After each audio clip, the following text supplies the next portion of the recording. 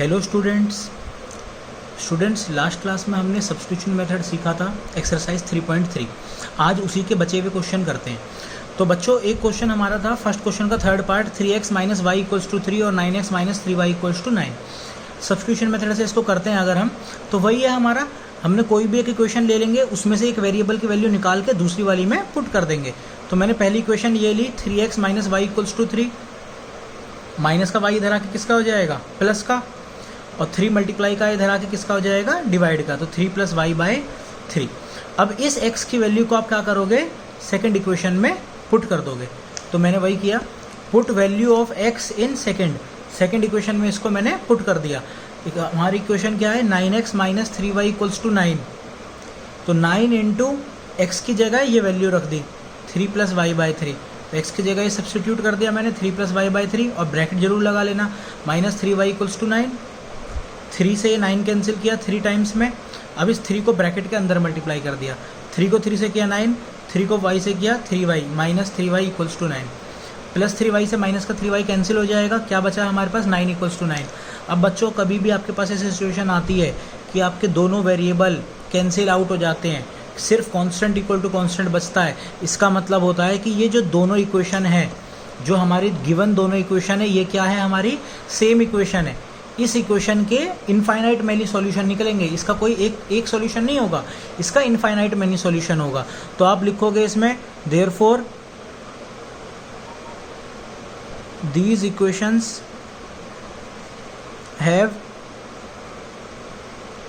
infinite many solution।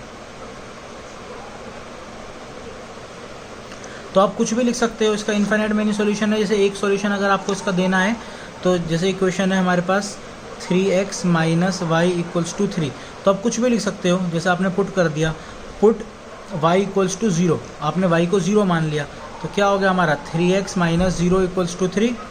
तो 3x equals to 3 cut के क्या आ गया, x इक्वल्स टू 1। आप कोई और भी वैल्यू लिख सकते हो उसके अंदर।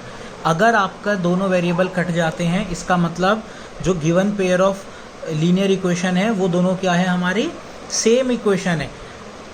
कोइंसिडेंस लाइन है, जो मैंने आपको एक्सरसाइज 3.2 में बताया था, अगर हम उससे भी चेक कर लें एक बार, इसको हम कंपेयर करते हैं जनरल इक्वेशन से, a1x plus b1y plus c1 equals to 0, और इसको एज्यूम कर लेते हैं a2x plus b2y plus c2 equals to 0 से।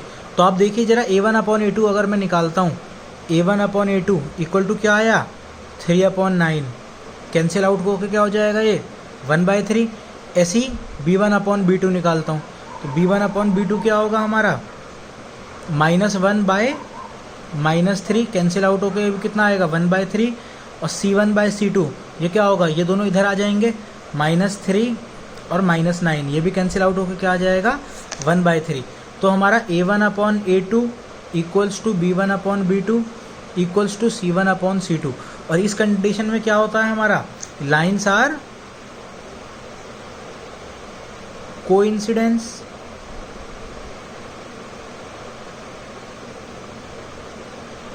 और जब लाइन कोइंसिडेंस होती है तो क्या होता है, इनफाइनाइटली मैनी सॉल्यूशन।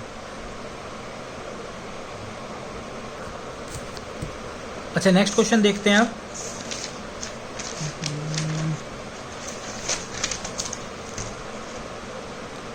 जैसे एक रूट वाला क्वेश्चन और था बच्चों, तो देखो इसमें भी कुछ नहीं करना था।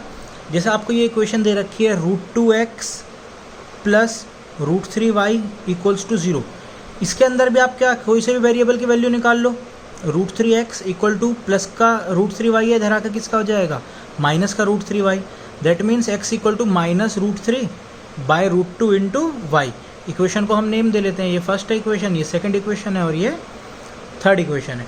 अब हमने फर्स्ट इक्वेशन से वैल्यू निकाली है, तो सेकंड वाली इक्वेशन में पुट करेंगे। तो put value of x in second equation में x की वैल्यू पुट करो। सेकंड इक्वेशन क्या था मेरे पास, √3x minus √8y equals to 0। इधर मैंने रखा √3 इंटू एक्स की जगह minus √3 by √2 into Y minus √8y equals to 0। अब इसे हम मल्टीप्लाई कर लें, माइनस का साइन, √3 कितना हो गया 3y bye √2 minus √8y equals to 0। अब आप चाहे एलसीएम ले सकते हो उसके अंदर, इसके नीचे कुछ नहीं, एलसीएम हो गया 1, √2 और 1 का एलसीएम कितना हो गया √2 माइनस 3y माइनस 1 को किससे करें कि √2 आ जाए, √2 से, √2 को ऊपर कर देते हैं, तो √8 इंटू √2 कितना हो गया √16 इक्वल्स टू 0। √2 इधर 0 के साथ मल्टीप्लाई होकर 0 बन जाएगा। यहाँ बचा मेरे पास 3y माइनस √16 कितना होता है 4, √16 4 होता है ना, तो -3 minus 4 minus 7y equals to 0, तो y इक्वल्स टू 0 बाय -7, तो y इक्वल्स टू इसे सॉल्व करेंगे क्या आ गया हमारे पास 0 divided by anything is equals to 0, तो y इक्वल्स टू 0 आ गया। अब इस y इक्वल्स टू 0 को आप किसके अंदर पुट कर दोगे, इस थर्ड इक्वेशन में पुट कर दोगे। तो थर्ड इक्वेशन में जब आप पुट करोगे तो x equal to minus √3 by √2 into 0, तो ये भी कितना हो जाएगा 0 आ जाएगा। ठीक है बच्चों, इसके बाद हमारे कुछ वर्ड प्रॉब्लम्स हैं, उनको देखते हैं जरा। अच्छा देखो, जैसे बच्चों सबसे पहला वर्ड प्रॉब्लम है हमारा द डिफरेंस बिटवीन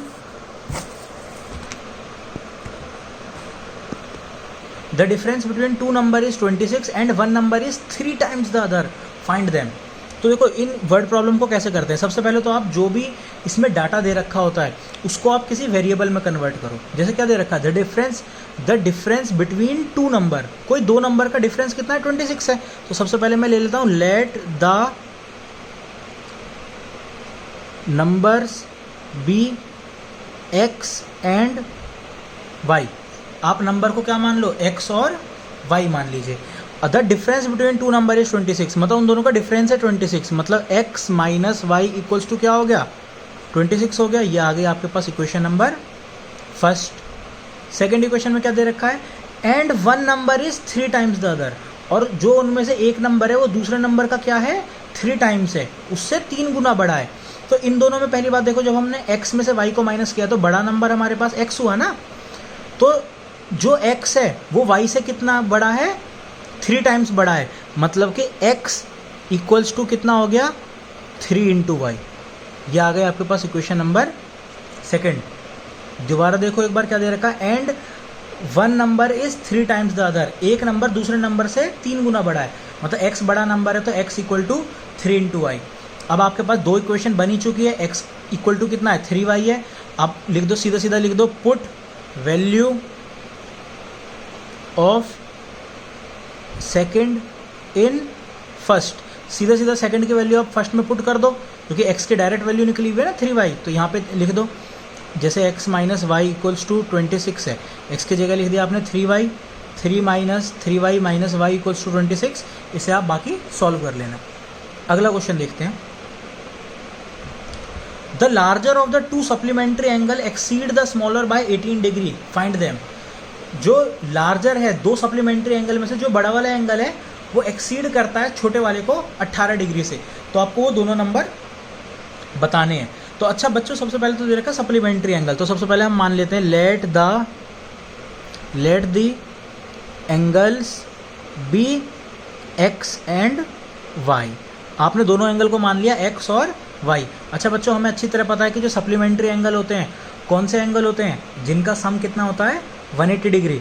इसका मतलब x plus Y equals to कितना होगा हमारा 180 डिग्री होगा। ये पहली इक्वेशन आ गई हमारे पास, फर्स्ट इक्वेशन। दूसरी कंडीशन क्या दे रखी है, the larger of the two supplementary angle exceeds the smaller by 18 degree, मतलब जो बड़े वाला एंगल है वो छोटे वाले से कितना बड़ा है 18 बड़ा है। मतलब मैं मान लेता हूँ अगर मेरे पास x बड़ा है तो x minus Y equal to कितना होगा 18 डिग्री। इसको मान लेते हैं इक्वेशन नंबर सेकंड, है ना भाई। Larger angle exceed the smaller by 18 का मतलब क्या हुआ कि बड़े वाला स्मॉलर वाले से 18 बड़ा है, मतलब बड़े वाले में छोटे वाले को मैं माइनस करूंगा तो कितना आएगा मेरे पास 18 आएगा। अब इसको आप सॉल्व तो कर सकते हो ना, बहुत इजी इक्वेशन है, x minus Y equal to 18 है, तो माइनस का वाई इधर आके किसका हो जाएगा प्लस का वाई, फिर उसको फर्स्ट वाली में पुट कर देना। वही सब्स्टिट्यूशन मेथड जो हमने अभी तक सीखा है। और बाकी एक वर्ड प्रॉब्लम, ये बहुत अच्छा वर्ड प्रॉब्लम है। इस क्वेश्चन में दे रखा है the taxi charges in A city consist of a fix charge together with charge for distance covered for a distance of 10 kilometre the charge paid is 105। मतलब एक जो टैक्सी है वो चार्ज करती है एक फिक्स चार्ज और together with the charge for distance covered. मतलब कि एक टैक्सी है जिसके अंदर कोई फिक्स चार्ज तो लगेगा ही। आप टैक्सी के अंदर बैठे, आप चाहे बैठ के उतर गए, उसमें आपको फिक्स चार्ज तो देना ही देना होगा। प्लस में उसमें ऐसा चार्ज भी लगेगा जितना डिस्टेंस कवर हुआ है, कि आप 5 किलोमीटर गए तो सपोज़ आपके 50 रुपीज़ लग गए, आप 10 किलोमीटर गए तो आपके 100 रुपीज़ लग गए। तो आपको कंडीशन के हिसाब से बताना है। तो 2 कंडीशन दे रखी है आपको। For a distance of 10 kilometre charge paid is 105 and for a journey of 15 kilometre the charge paid is 155। What are the fix charge and the charge per kilometre. तो 2 वेरिएबल क्या है हमारे इसमें, एक तो फिक्स चार्ज और एक charge per kilometre. तो इसको हम अज्यूम कर लेते हैं, let fix charge be x rupees. आपने मान लिया कि जो आपका फिक्स चार्ज है वो कितना है, एक्स रुपीज़ है। Late charge per kilometre B Y rupees, और चार्ज पर किलोमीटर को क्या मान लीजिए आप, वाई मान लीजिए। अब देखो कंडीशन क्या दे रखी है, for a distance of 10 kilometre. अच्छा बच्चों, 10 किलोमीटर जाने के लिए मेरे को कितना रुपए देने हैं, 105। मतलब मुझे 105 पहली कंडीशन लिखते हैं, 105 रुपये देने हैं। कब, जब मैं 10 किलोमीटर जाता हूँ। अच्छा 10 किलोमीटर जा रहा हूँ तो सबसे पहले तो फिक्स चार्ज दूंगा ही दूंगा, एक्स तो देना ही पड़ेगा मुझे। प्लस 1 किलोमीटर चलने का मैं वाई रुपये देता हूँ, 10 किलोमीटर चलने के लिए कितने दूंगा, 10y। तो x plus 10y equal to 105। Equation clear है। दूसरी इक्वेशन देखो, for a journey of 15 kilometre charge paid is 155। अब की बार मुझे 155 रुपये देने हैं, 155 रुपीज़ देने हैं। कब, जब मैं 15 किलोमीटर चलूँगा। तो अगर मैं 15 किलोमीटर चल रहा हूँ तो सबसे पहले तो मुझे फिक्स चार्ज देना पड़ेगा x, प्लस अब मैं 15 किलोमीटर चल रहा हूँ, 1 किलोमीटर चलने के वाई रुपये देता हूँ, 15 किलोमीटर चलने के 15y रुपीज़ दूंगा। तो x plus 15y equal to 155। बाकी आप इसे सॉल्व कर सकते हो सब्स्टिट्यूशन मेथड से, इजी है। x की वैल्यू निकालना, इसके अंदर पुट करना, x और y आ जाएगा। लास्ट में पूछ रहा है अब ये, how much a customer have to pay for a distance of 25 kilometre. तो जब आपके पास x की वैल्यू आ जाएगी, y की वैल्यू आ जाएगी, तो आप निकालोगे for a distance of 25 kilometre customer have to pay equal to कितना देना पड़ेगा, 25 किलोमीटर के। सबसे पहले तो फिक्स चार्ज देना पड़ेगा x, प्लस अब 25 किलोमीटर चला है तो 25y, और x और y की वैल्यू आप यहाँ से निकाल ही चुके होंगे, वो इसके अंदर आपको पुट कर देना है। तो यहाँ तक क्लियर है वर्ड प्रॉब्लम हमारी सारी। अच्छा नेक्स्ट देखिए आप, अच्छा मैं इनको पूरा सॉल्व नहीं करा रहा वर्ड प्रॉब्लम की, सिर्फ मैं आपको स्टेटमेंट को डिकोड करना बता रहा हूँ बस। आपको वर्ड प्रॉब्लम पूरी खुद बनानी है, सॉल्व पूरा करना है, और जब एक क्वेश्चन हो जाए जब भी अगले पे पहुँचना। देखो अब इसको जरा अगला क्या है, a fraction becomes 9/11 if 2 is added to both numerator and denominator. अगर मैं न्यूमरेटर और डिनोमिनेटर में 2 ऐड करता हूँ, 2 प्लस करता हूँ, तो फ्रैक्शन कितना बन जाता है, 9/11। और अगर 3 ऐड करता हूँ न्यूमरेटर डिनोमिनेटर में, तो वो 5/6 बताना है। तो आपको फ्रैक्शन बताना है। अच्छा आपको पता है फ्रैक्शन क्या होता है, जो p/q फॉर्म में लिखा जाता है ना, तो आप लिख दीजिए let the fraction be x upon y। आपने फ्रैक्शन को x अपॉन y मान लिया, जहाँ पे x क्या है आपका, न्यूमरेटर है, y क्या है आपका, डिनोमिनेटर है ना, ऊपर वाला न्यूमरेटर नीचे वाला डिनोमिनेटर। अब देखो क्या दे रखा है, अ फ्रैक्शन बिकम्स 9/11। पहली कंडीशन क्या है कि फ्रैक्शन हमारा 9/11 बन जाएगा। कब, if 2 is added to both the numerator and denominator. Numerator और डिनोमिनेटर दोनों में मैं 2 ऐड कर देता हूँ, मतलब न्यूमरेटर में भी 2 ऐड किया और डिनोमिनेटर में भी 2 ऐड किया। अच्छा अब हमें दिख रहा है, अब इसका क्या कर सकते हैं हम, क्रॉस मल्टीप्लाई कर सकते हैं। 11 इधर चला जाएगा, y प्लस 2 इधर चला जाएगा, तो 11 इधर चला जाएगा तो क्या हो जाएगा, 11 ब्रैकेट में x प्लस 2 इक्वल्स टू ये y प्लस 2 इधर चला जाएगा, 9 ब्रैकेट में y प्लस 2। तो इसे मल्टीप्लाई किया, 11 को x से किया 11x, प्लस 11 को 2 से किया 22, 9 को y से किया 9y, 9 को 2 से किया 9 2 सा 18। बच्चों अब ब्रैकेट लगाना जरूर याद रखना, ब्रैकेट मत भूलना। बाकी इन सबको एक तरफ ले आते हैं, 9y वेरिएबल को एक तरफ, कांस्टेंट को एक तरफ, इसको इधर ले आए हम, क्या हो जाएगा 11x minus 9y equals two plus का 22 है, इधर आके किसका हो गया माइनस का। तो इक्वेशन आ गई 11x minus 9y equals to -4। ये हो गई हमारे पास इक्वेशन नंबर 1। ऐसे सेकंड इक्वेशन देखो बच्चों, if 3 is added to both numerator and denominator, अगर न्यूमरेटर और डिनोमिनेटर दोनों में मैं 3 ऐड करता हूं तो फ्रैक्शन कितना बन जाएगा 5/6। तो मतलब फ्रैक्शन मेरा 5/6 बनेगा कब, जब न्यूमरेटर में और डिनोमिनेटर दोनों में मैंने 3 ऐड किया। अब उसी की तरह दोबारा क्रॉस मल्टीप्लाई, 6 इधर चला जाएगा, y प्लस इधर चला जाएगा, तो 6 इधर चला गया, तो 6 ब्रैकेट में x plus 3 equals to 5 bracket में y प्लस 3। क्लियर है? इससे भी आपकी एक इक्वेशन आ जाएगी और दोनों इक्वेशन को फिर आप सॉल्व कर लोगे। यहाँ तक क्लियर है सब्स्टिट्यूशन मेथड के। अच्छा, इसके जो अगला क्वेश्चन है बच्चों वो है हमारा एज से रिलेटेड क्वेश्चन। एज से रिलेटेड जितनी भी वर्ड प्रॉब्लम होंगी वो हमारे लिए बहुत इंपॉर्टेंट है एग्जामिनेशन पॉइंट ऑफ व्यू के हिसाब से। एज का कोई भी क्वेश्चन आता है, आप सबसे पहले क्या करोगे, आप प्रेजेंट एज को x मानोगे। जिसका भी डाटा दे रखा हो आप उसमें सबसे पहले जो नाम दे रखा हो उसकी प्रेजेंट एज को क्या मानो, x मानना। जैसे इस क्वेश्चन में 5 years hence the age of Jacob will be 3 times that of the age of his son. 5 years ago Jacob's age was 7 times as that of his son. What are their present ages? तो आप सबसे पहले करो let present age of Jacob। आपने Jacob की present as को क्या माना, x years। let present age of son, और सन की प्रेजेंट एज को क्या मान लो, y ईयर्स मान लिया। यहाँ तक क्लियर है? आगे दे रखा है 5 years hence, 5 years hence का मतलब बाद में, और यहाँ से भी देख सकते हो आप 5 years hence the age of Jacob will का मतलब बाद ही हो गया ना, फ्यूचर में। तो 5 साल बाद जेकब की जो एज होगी वो क्या हो जाएगी, 3 टाइम्स हो जाएगी अपने सन की एज की। तो अच्छा, प्रेजेंट एज उसकी x है और सन की एज क्या है, y है। तो आप यहाँ पे सबसे पहले ऐसे देख लीजिए, आफ्टर 5 years, आफ्टर 5 years क्या हो जाएगा, जेकब से एज क्या हो जाएगी भाई, आज जेकब 1 साल का है, 5 साल बाद कितने का हो जाएगा x प्लस 5।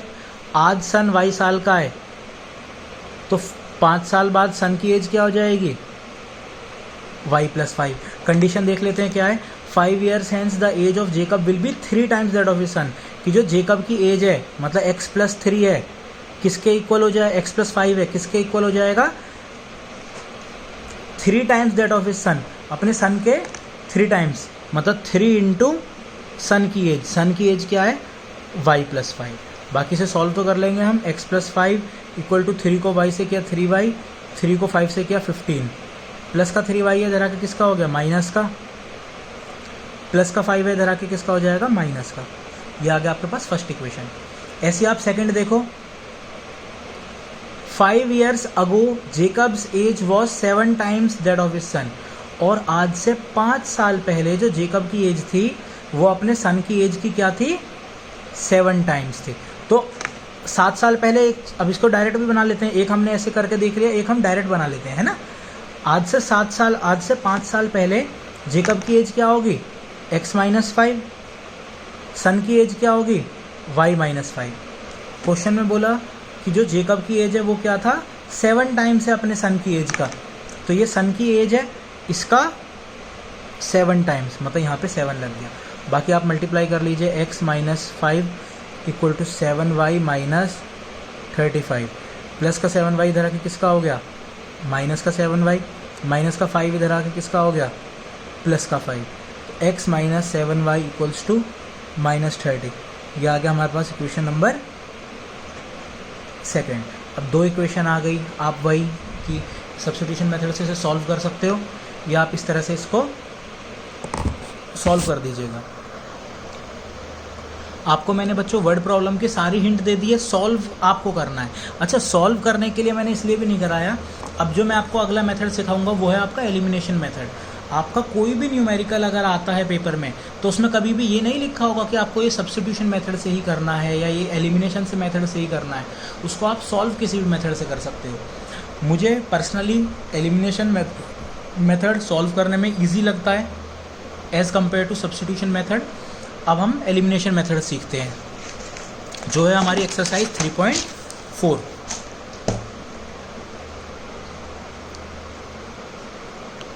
एक्सरसाइज 3.4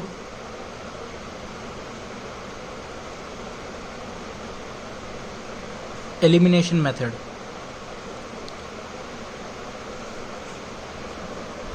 अच्छा, एलिमिनेशन मेथड से हम क्या समझते हैं? एलिमिनेट करना। एलिमिनेट मतलब किसी को भी निकाल देना एक तरह से, कि ये एलिमिनेट हो गया, हट गया ये हमारा। जैसे कहते हैं ना कि सर ये वाला चैप्टर तो हमारे कोर्स से एलिमिनेट हो गया, तो एलिमिनेट मतलब हट गया वो एक तरह से। तो हमें भी इसमें सॉल्व करते हुए क्या करना है कि एक वेरिएबल को हम हटा देंगे। कैसे हटाएंगे वो हम बताता हूँ। जैसे कि अगर मैं एक बहुत बेसिक क्वेश्चन ले लेता हूँ,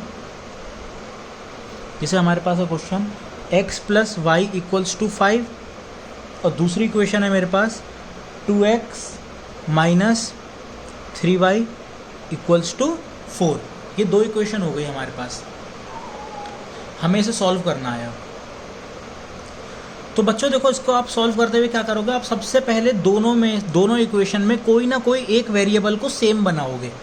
कि जैसे मान लो ये x है और ये क्या है मेरा 2x है, तो मैं क्या करूँगा, इस x को भी मुझे 2x बनाना है। तो ये मेरे पास है फर्स्ट इक्वेशन, ये है मेरे पास सेकंड इक्वेशन। तो कैसे बना सकता हूँ मैं इन दोनों को बराबर? अगर मैं फर्स्ट इक्वेशन को 2 से मल्टीप्लाई कर दूँ तो ये 2x बन जाएगा मेरा, ये भी 2x हो जाएगा और ये भी 2x हो जाएगा। मतलब कि आपको दोनों इक्वेशन में किसी भी एक वेरिएबल को सेम बनाना है। तो मैंने इसको बनाना इजी है मेरे लिए, मैं इसको 2 से मल्टीप्लाई कर सकता हूँ, सिंपल। तो वही करते हैं हम जरा, multiply equation 1 by 2। First equation को मैं 2 से मल्टीप्लाई करता हूँ। 2 से मल्टीप्लाई किया तो क्या आ गया, 2x + 2y = 10। और बाकी दूसरी इक्वेशन थी वो हम ऐसे ही लिख देते हैं यहाँ पे as it is, 2x - 3y = 4। ये इक्वेशन मैंने एज इट इज़ यहाँ पे लिख दी। क्लियर है? इसको चेंज कर दिया और इसको मैंने एज इट इज़ यहाँ पे लिख दिया। अब बच्चों आगे देखिए, आपका ये दोनों वेरिएबल क्या हो गए हैं, सेम हो गए हैं। अब इनको मुझे एलिमिनेट करना है। एलिमिनेट कब हो सकता है ये? अगर मैं 2x में से 2x को माइनस कर दूं तो ये कट जाएगा आपस में। तो वही चीज़ है, हम एलिमिनेशन मेथड में क्या करते हैं कि अगर मेरे पास ये दोनों इक्वल आ गए हैं तो उसके बाद मैं क्या करूँगा, इन्हें सब्ट्रैक्ट कर दूंगा। सब्ट्रैक्ट का जनरल रूल क्या है, सिंपल। जैसे ये प्लस का साइन है तो ये क्या हो जाएगा, माइनस। ये माइनस का है तो ये क्या हो जाएगा, प्लस। ये प्लस का साइन है तो ये क्या हो जाएगा, माइनस। मतलब सब्ट्रैक्ट करते हुए हम क्या करते हैं, नीचे वालों के साइन को सबको चेंज कर देते हैं। 2x से 2x क्या हो गया, कैंसिल। 2y + 3y, 2y और 3y कितना हो गया हमारा, 5y = 10 - 4। 10 - 4 कितना हो गया, 6। तो y = 6/5। ईजी है।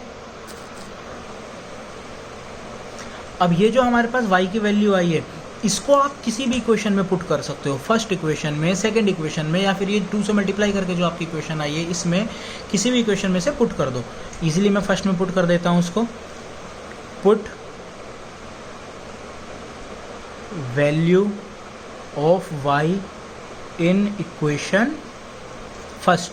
इक्वेशन फर्स्ट में आप इसे पुट कर दीजिए। इक्वेशन फर्स्ट क्या थी हमारी, x + y = 5। तो x + y की जगह मैंने ये वैल्यू पुट कर दी, 6/5 = 5। तो x = प्लस का 6/5 है, इधर आके किसका हो जाएगा, माइनस का 6/5। तो x = 5 के नीचे कुछ नहीं है, 5 के नीचे कुछ नहीं है तो उसको क्या मान सकते हैं हम, 1 मान सकते हैं। 1 और 5 का एलसीएम कितना हो गया, 5। 1 को किससे मल्टीप्लाई करें कि 5 आ जाए, 5 से। 5 को ऊपर कर दिया, 5 5 जो 25 - 6 कितना आ गया है, 19/5। तो x की वैल्यू आ गई आपके पास 19/5। Got it? एक और क्वेश्चन देख लेते हैं बाकी इसका। जैसे हमारे पास एक इक्वेशन है x/2 plus 2y/3 equals to -1। Second equation है हमारे पास x minus y/3 equals to 3। ये दो इक्वेशन है हमारे पास। अच्छा बच्चों, मैंने आपको पहले भी कहा था कभी आपको फ्रैक्शन की अगर इक्वेशन दिखती है तो आप क्या करो, उसको एक बार एलसीएम लेके उसको सिंप्लीफाई कर लो। मैं दोनों इक्वेशन को एक बार सिंप्लीफाई कर लेता हूँ। पहली वाली इक्वेशन ली मैंने, कंसिडर करता हूँ इसको x/2 plus 2y/3 equals to -1। LCM लिया मैंने, 2 और 3 का एलसीएम कितना हो गया 6। 2 किससे करेंगे 6 है 3 से, 3 को ऊपर कर दिया 3x प्लस 3 को किससे मल्टीप्लाई करेंगे 6 है 2, 2 को ऊपर कर दिया 2 2 ज़ा 4। तो 6 इधर आके मल्टीप्लाई हो जाएगा 3x plus 4y equals to -6। इसको आप इक्वेशन नंबर 1 मान लीजिए। आप ऐसी सेकंड इक्वेशन देखिए, x minus y/3 equals to 3। इसके नीचे कुछ नहीं है, इसके नीचे क्या ले लिए 1। 1 और 3 का एलसीएम कितना हो गया 3। 1 को 3 से 3 ऊपर, 3x minus Y equals to 3। 3 इधर मल्टीप्लाई हो जाएगा 3x minus Y equals to 3 3 ज़ा 9। ये आ गया आपके पास सेकंड इक्वेशन। दोनों इक्वेशन को एक साथ लिख लीजिए, 3x plus 4y equals to -6, 3x minus Y equals to 9। अब देखो हमारे लिए कितना इजी हो गया, ये तो पहले से ही दोनों के दोनों वेरिएबल सेम है। वेरिएबल सेम है तो डायरेक्ट ही इनको सब्ट्रैक्ट कर देंगे हम। ये प्लस का ये प्लस का है तो क्या हो जाएगा माइनस का, ये माइनस का है तो नीचे प्लस का, और प्लस का है तो ये माइनस का। नीचे वालों के साइन चेंज हो जाते हैं। अब 3x minus 3x cancel, 4y plus y, नीचे वाले का साइन देखा जाएगा 4y प्लस y कितना हो गया 5y, -6 -9 कितना हो गया -15। तो y इक्वल्स टू -15 बाय, और 5 मल्टीप्लाई का इधर आके किसका हो गया डिवाइड का, तो y इक्वल्स टू 5 3 ज़ा y इक्वल्स टू -3। अब ये जो आपके पास y की वैल्यू आई है, इस y की वैल्यू को आप वही किसी भी इक्वेशन में पुट कर सकते हो, इसमें पुट कर सकते हो, इसमें पुट कर सकते हो, या फिर जो ओरिजिनल इक्वेशन दे रखी थी उनमें पुट कर सकते हो। किसी में पुट करके इसका वैल्यू निकाल दीजिए आप। तो मैं कर लेता हूँ easily, put in first equation में मैं इसको पुट कर देता हूँ। तो मेरे पास आ गया 3x plus 4y equals to -6। तो 3x प्लस 4 इंटू y की जगह क्या लिखा -3 इक्वल्स टू -6। तो 3x -12 इक्वल्स टू -6। 3x इधर आके किसका हो जाएगा प्लस का 12 में से 6 गया तो 6 बचेगा, x इक्वल टू 2। तो x और y की हमारे पास वैल्यू आ गई। तो बच्चों आप एलिमिनेशन एक्सरसाइज 3.4 स्टार्ट कर दीजिएगा करना। उसकी वर्ड प्रॉब्लम है उनको भी ट्राई कीजिएगा, और जो आप 3.3 एक्सरसाइज में जो वर्ड प्रॉब्लम करोगे ना, उनको भी एलिमिनेशन मेथड से सॉल्व करने की कोशिश करना। एलिमिनेशन मेथड आपको इजी पड़ेगा सब्स्टिट्यूशन मेथड के कंपैरिजन में। बाकी आप सब्स्टिट्यूशन मेथड से भी कर सकते हो, कोई दिक्कत नहीं है। तो आप अब एलिमिनेशन 3.4 एक्सरसाइज करिए। 3.4 के जितने भी क्वेश्चन हैं उनको ट्राई कीजिए, वर्ड प्रॉब्लम ट्राई कीजिए। नेक्स्ट क्लास में हम बाकी की वर्ड प्रॉब्लम डिस्कस करते हैं। Okay, bye bye.